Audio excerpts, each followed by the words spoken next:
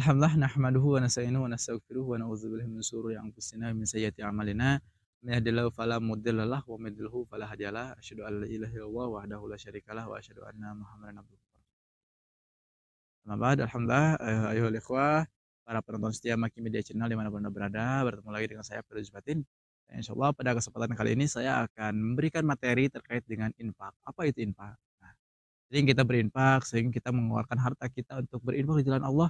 Kemudian kita juga sering mendengar kata zakat, sedekah dan lain sebagainya. Maka tentu kita harus lebih memahami dengan rinci apa yang disebutkan infak sehingga kita bisa membedakan antara infak, sedekah dan zakat.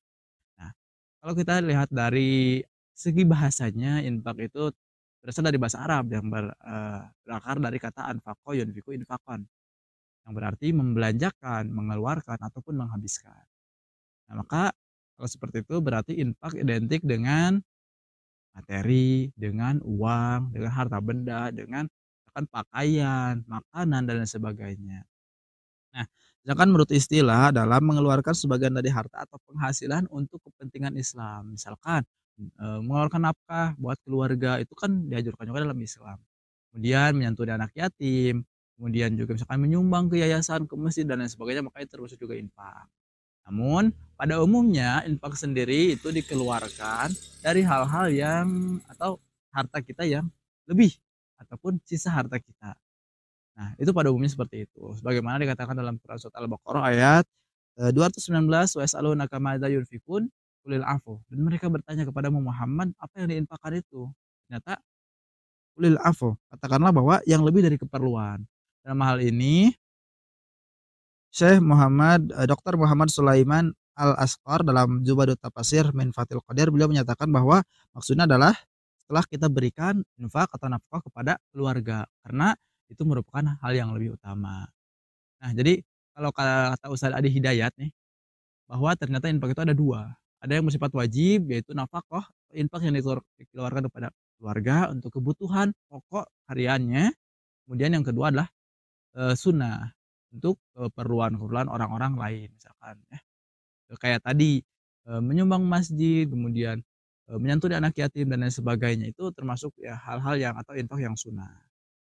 Nah, ikhwatul rahimakumullah, meskipun demikian tentunya walaupun sunnah dan walaupun ini adalah sisa yang dikeluarkan, bukan berarti kita memberikan yang tidak layak, bukan berarti kita memberikan yang buruk-buruk, tapi tetap harus yang baik-baik dikeluarkan, yang layak dikeluarkan itu yang dikeluarkan.